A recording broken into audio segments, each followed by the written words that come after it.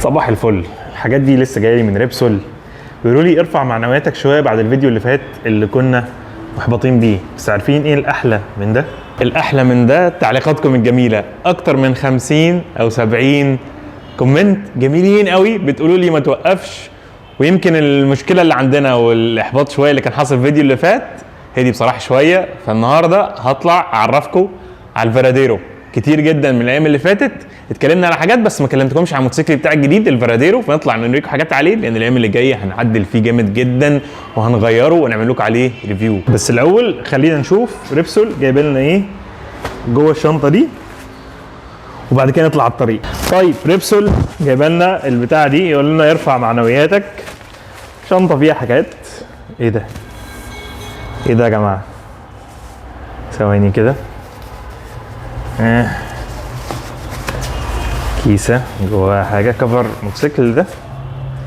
هوبا فيست. يا جامدين يا جامدين. فيست شكله حلو بصراحه. حلو حلو حلو والله. انتوا عارفين الفيستات دي اكتر حاجه بحس ان انا بحبها وبحب الشعار ريبسول جدا. بعتن لنا ايه تاني يا ريبسول؟ تي شيرت نص كم مقاس ميديان، مش مقاسي بس جامد. استنى كده اما نشوف الرسمه اللي عليه. بقول لك ايه، انا هسيبه زي ما هو كده هديه للمتابعين. حط لنا كومنت تحت ونختار حد بس يا ريت تكون في مصر وهنبعته لك. استنى نشوف ايه تاني. ايه ده؟ يا سلام يا نهار ابيض. انا عارف البتاعه دي. بصوا يا جماعه، دي فكرتها ان هي بتبقى حاجه من اتنين، حاجه تلبسها على راسك يا حاجه تدفيك هنا.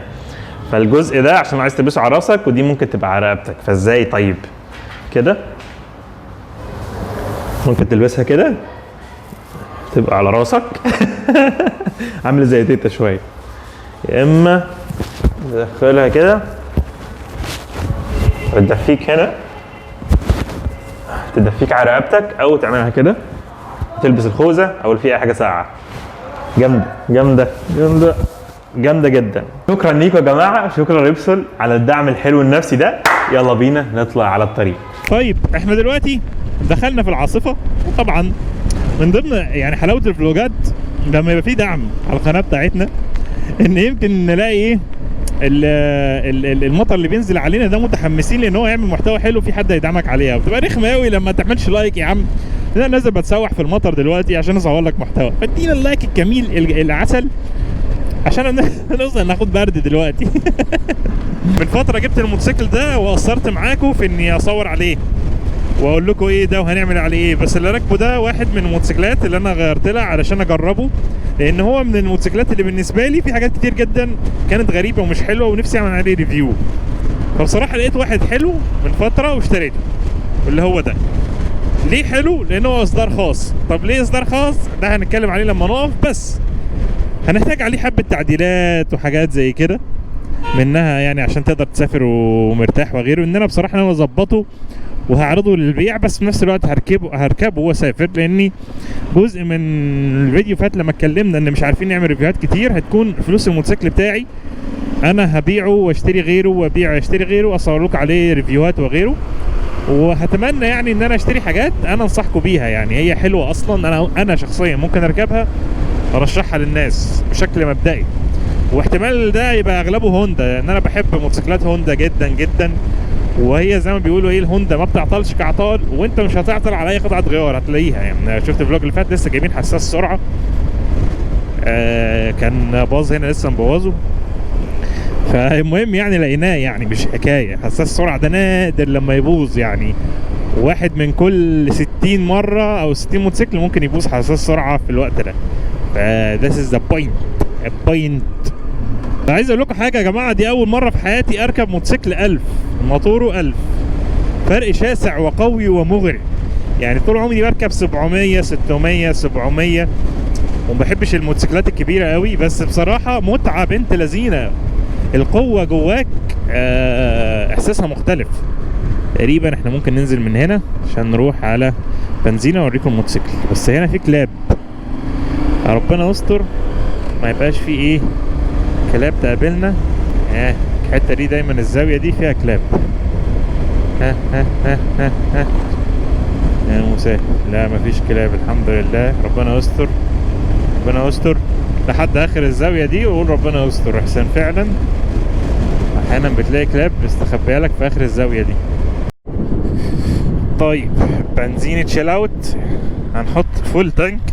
للمعلوميه الموتوسيكل اللي معايا ده واحد من اكبر تنكات البنزين موجوده في العالم، خراب بيوت شويه، 25 لترا.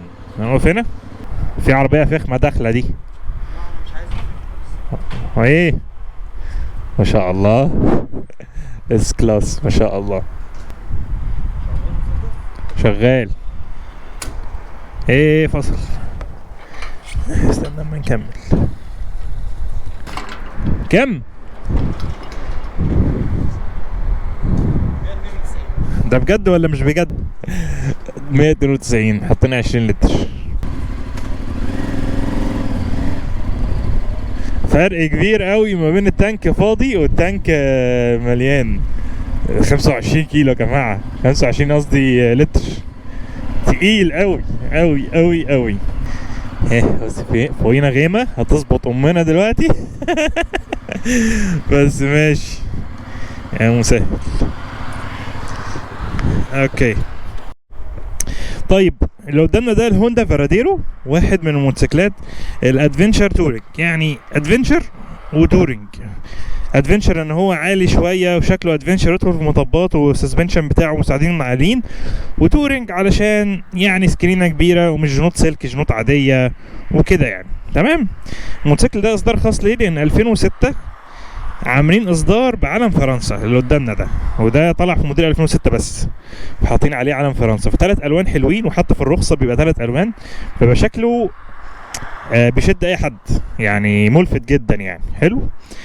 الموتوسيكل ده 1000 سي سي تقريبا، مطلع حوالي 96 حصان حاجه شبه كده يعني، او 95 حصان. بيوصل سرعه 200 كيلومتر في الساعه. في 2 اكزوست ورا، ودي حاجه جامده جدا. في 2 اكزوست، هو اصلا صوته طرب، فلو عدلتهم بيبقى يا نهار ابيض يعني، بس بيبقى ازعاج بشكل خرافي. طبعا بيجي ب3 شنط، شنطه هنا وشنطه هنا وشنطه هنا. والتانك البنزين بتاعه 25 لتر زي ما قلنا. عدادات عاديه، هنا ار بي ام، هنا العدادات العاديه، هنا في ديجيتال، في الرحلات بقى ومتوسط استهلاك البنزين وحبه تفاصيل كده. الاضاءات بتاعته اضاءات هالوجين عاديه مش ال اي دي، وهنا الاشارات بتاعته مدمجه شويه. الجنط الامامي بتاعه 19، فاكبر من اغلب الموتوسيكلات يعني، عشان كده لمس شويه الادفنشر ان بيجي جنط 19 اكبر عشان يقاوم الخبطات والكلام ده كله. واللي ورا ده 17 عرض 150. بس ده اغلى من الموضوع. الموتوسيكل اللي معايا ده ماشي حوالي 70,000 كيلو. ومن الموتور اللي فيه ده عباره عن في، يعني في سلندر بيتحرك كده وسلندر كده، مش 2 جنب بعض بيطلعوا وينزلوا. فالفي ده من المواتير المعمره جدا. الموتوسيكل جاي عليه تعديلات ايه؟ في 3 شنط، وفي هنا انجن جارد، وفي فوجات، واعتقد بس. حلو.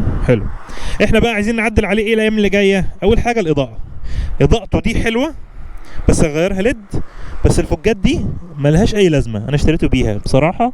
الفوجات دي اللي بيشتريها بيضحك عليه. الفوجات دي عايزه تتغير، الاضاءه دي عايزه تتغير. الهاند جارد ده ملوش اي 60 لازمه بتاع هوندا. هو عامل نفسه كبير وبيحمي الايد من الهواء الساقع، بس ملوش لازمه. عايزين نحط هنا سخانات مقابض لو عرفنا نجيبها. عايزين نجيب هاند جارد كويس. عايزين نبين الموتوسيكل شويه. ممكن نعمل ايه؟ في هولدر موبايل ده انا حطيته، بس حاسس ان عايز يتحط واحد احلى. بس دي اغلب التعديلات في الموتوسيكل ده. فموتوسيكلي لسه ما سميناهوش يعني، فهنسميه وهنظبطه وهنعدله وهنطلع نعمل ريفيو ونعرضه للبيع. يعني مفيش احلى من كده، وهنعرضه بيع بسعر حلو ان شاء الله على قد ما اقدر، علشان يبقى احنا بنفيدكم في الريفيوهات وبنفيدكم في التعديلات. ولو عايز يشتري موتوسيكل حلو ممكن يلاقي حاجه كويسه جدا. الموتوسيكل ده من الموتوسيكلات اللي انا اخترتها شويه عشان اركبها. ليه؟ لان هو موتوسيكل هوندا اول حاجه، فقطع غياره غالبا بتبقى متشابهه مع موتوسيكلات تانية، فموجوده في مصر بكثره وموجوده في اوروبا. في اوروبا اكسس شويه سهل عليها من مصر انك تجيب حاجه او غيره. ثانيا ليه فئه كبيره جدا بيشتروه في مصر هنا، فليه جروب واتساب، ليه جروب على الفيسبوك. في موتوسيكلات كتير منه في مصر هنا. ثالثا وهو تجربه الموتوسيكلز نفسه دي شداني. يعني ليه الناس بتحب الفراديرو مع انه في عيوب كتير، بيقولوا في توزيع وزن مش كويس، بيسخن، بيعمل، فكل ده هنجربه. شايفين الراديتير حاطينه فين؟ حاطينه هنا في الجنب، يعني هو كده مش بيبقى موجود هنا ورا العجله، لا ورا العجله مفيش حاجه، حاطين واحد هناك واحد هنا، في 2 راديتير حاطينهم على الجنب. افكار صايعه وجامده برضه يعني. ف ده الفراديرو بتاعي.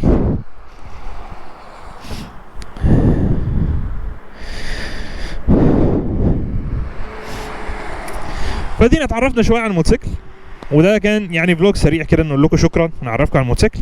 الفلوجات اللي جايه انا بصراحه في ابلكيشن موبايل لسه نازل او اتعمل له ابديت، هو نازل من زمان، مومو ريسنج، عليه كام تعديل جامدين، فانا هطلب من عليه اونلاين واشارككم، ويمكن ادخل على اليوتيوب شويه اتعلم الكهرباء ازاي اركب الحاجات دي، وهنعيش مع بعض بقى في التركيب الاكسسوارات اللي زي دي. فشكرا لاي حد عمل كومنت في ال70 اللي فاتوا، يا ريت نشوفكم تاني تحت هنا. ولو انت يعني من محبين المحتوى بتاعنا ادينا كومنت تاني عشان نكون مبسوطين. فشكرا جدا بجد ليكم يعني.